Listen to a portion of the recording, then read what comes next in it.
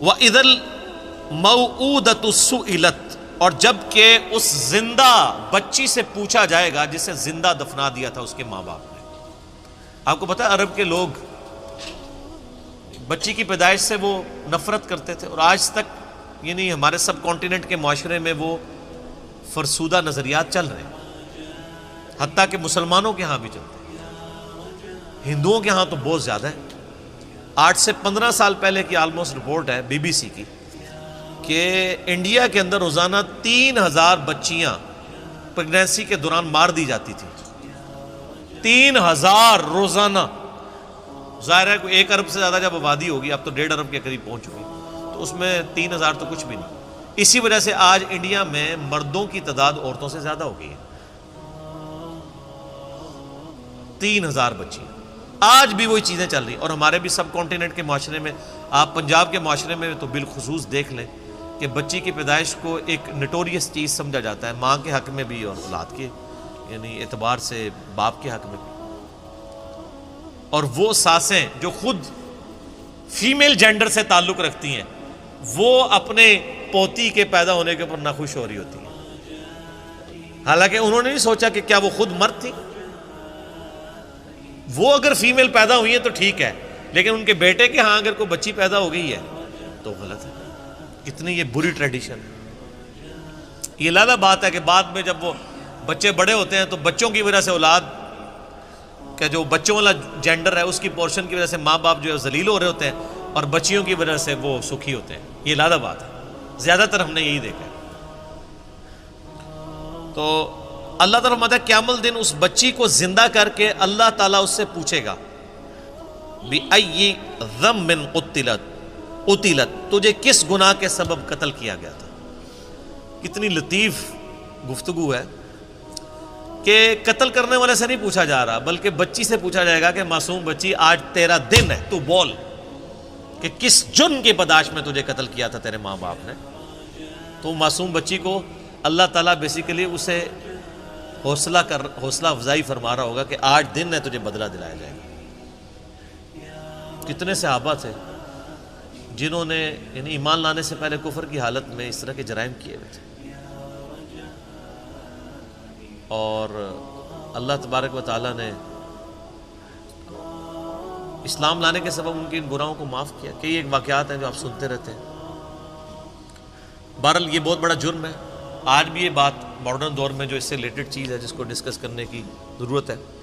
Net کے اوپر آپ کو شعر و شاعری کی فارم میں بھی ایسی نظمیں ملیں گی سیدنا داہیہ قلبی رضی اللہ تعالیٰ عنہ کے بارے میں، کہ ان کی ایک چھوٹی سی بچی تھی جو انہوں نے دفنا دی تھی، اور جب وہ اسلام قبول کرنے کے لیے آئے تو انہوں نے پورا بڑا رکت انگیز واقعہ ہے، وہ انسان بیان بھی نہیں کر سکتا، تو وہ بیان کر کے کہا یا رسول اللہ مجھے کیا یہ میرا گناہ بھی معاف ہو جائے گا؟ تو اللہ نے فرمایا، اللہ کے نبی علیہ السلام نے فرمایا کہ اسلام پچھلے سارے گناہوں کو معاف کر دیتا ہے۔ بہرحال آج کے دور کے اعتبار سے اس میں عبرت یہ ہے کہ اللہ کا شکر ہے اسلام کی برکت سے لوگ کم از کم بچیوں کو دفناتے تو نہیں ہیں، لیکن پریگنینسی کے دوران ضائع کرانا بھی کسی نہ کسی درجے میں اسی جرم کے اندر فال کرتا ہے۔ پریگنینسی آئیڈینٹیفائی ہوگی، ایون آئیڈینٹیفائی نہ بھی ہوئی ہو کہ یہ میل ہے یا فیمیل، اس سے پہلے بھی آپ یہ کام کر نہیں سکتے۔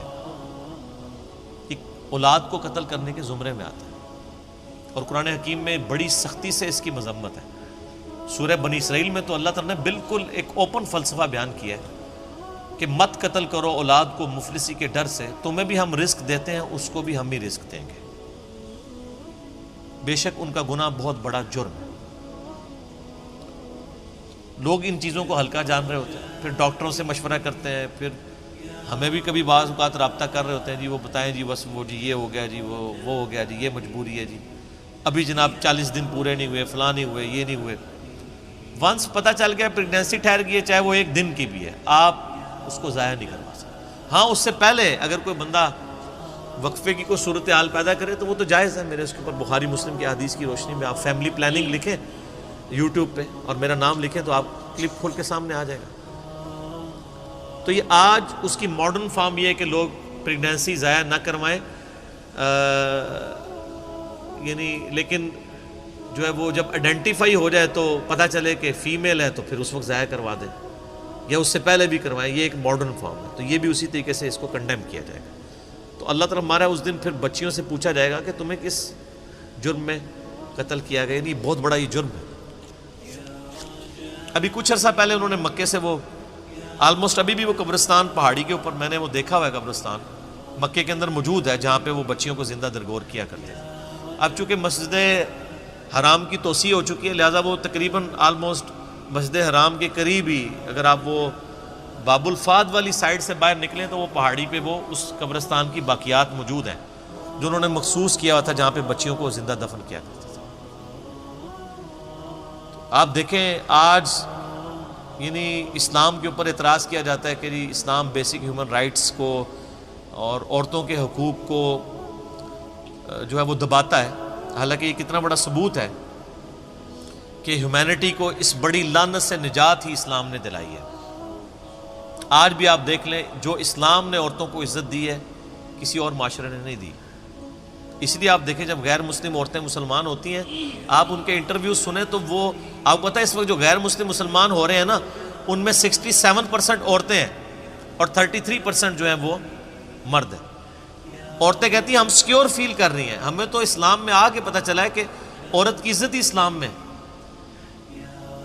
وہاں گورے تو مطلب جو گوروں کے ملک میں تو گوریاں تو ترس جاتی ہیں کہ ان کو کوئی مخلص خاوند ملے، اور یہاں پہ مل جاتا ہے اسلام کی وجہ سے۔ خاوند کیا غلام مل جاتے ہیں۔ کتنی عزت ہے۔ اور عورتیں جس طرح بوڑھی ہوتی ہیں ان کی عزت میں اضافہ ہوتا ہے، عورتیں سٹرانگ ہوتی جاتی ہیں اور مرد کمزور ہوتا جاتا ہے، اور جب ماں بن جاتی ہے تو آپ دیکھ لیں ہمارے سب کانٹیننٹ کے معاشرے میں کتنی عزت ہے۔ چند ایک مثالیں آپ ایک نوٹوریس دیں گے، اوورال تو ایک ورتھ ہے نا۔ اسی لیے یعنی جو غیر مسلم عورتیں مسلمان ہوتی ہیں وہ اسی چیزوں کو اپریشیٹ کرتی ہیں۔ آپ مسلمان عورت کو پوری زندگی اس پہ قائل کرتے ہیں کہ وہ نقاب کرے، اور غیر مسلم عورت مسلمان ہوتے ہی حجاب شروع کر دیتی ہے، اور آپ ان کے انٹرویو سنیں، وہ آپ کو خود BBC انٹرویو کر چکی ہے، ان سے CNN پہ آئے ہوئے ہیں، وہ کہتا ہے انہوں نے ڈیفینڈ کیا پورا نقاب کر کے عورتیں بیٹھی ہیں، اور کوئی جاہل عورتیں نہیں، پڑھی لکھی عورتیں۔ بلکہ آپ یوٹیوب پہ ایک ڈیبیٹ ہے، غالباً ایک فرانس میں ایک میکینیکل انجینئر تھی، وہ عورت جو مسلمان ہوئی اس نے پورا کالا نقاب اور پورا برقع کیا ہوا، اور دوسری طرف انہوں نے ایک مسلمان ملک کی ایک بال کھول کے مسلمان عورت بٹھائی ہوئی تھی، اور ڈیبیٹ یہ ہو رہی تھی کہ برقع ضروری ہے کہ نہیں۔ وہ غیر مسلم مسلمان ہونے والی برقعے کو ڈیفینڈ کر رہی تھی، اور جو پیدائشی مسلمان ہے کچھ بھی ہے تیرے محبوب کی امت سے ہے، وہ کہہ رہی تھی یہ ضروری نہیں ہے۔ تو پھر اس عورت نے جو نیو مسلم تھی اس نے جو دلائل دیے، یوٹیوب کے اوپر یہ ڈیبیٹ پڑی ہوئی آپ دیکھ لیں، تو اس نے کہا میں نے تو اسلام میں آ کے اسلام کی خوبصورتی دیکھی ہے کہ عورت کی عزت ہے، ورنہ ہم جب اس طرح ہی پھرتی تھی تو ہمیں ہر کوئی کموڈٹی کے طور پہ دیکھتا تھا۔ آج ہم نے نقاب کیا ہوتا ہے تو کم از کم ہمیں ایک کموڈٹی کے طور پہ تو پیش نہیں کیا جاتا۔ اسلام کے اندر عزت ہے ایک عورت کی۔ تو قیامت والے دن اللہ تعالیٰ پھر اس بچی سے پوچھے گا جسے دفنا دیا گیا تھا زندہ یا قتل کر دیا گیا تھا،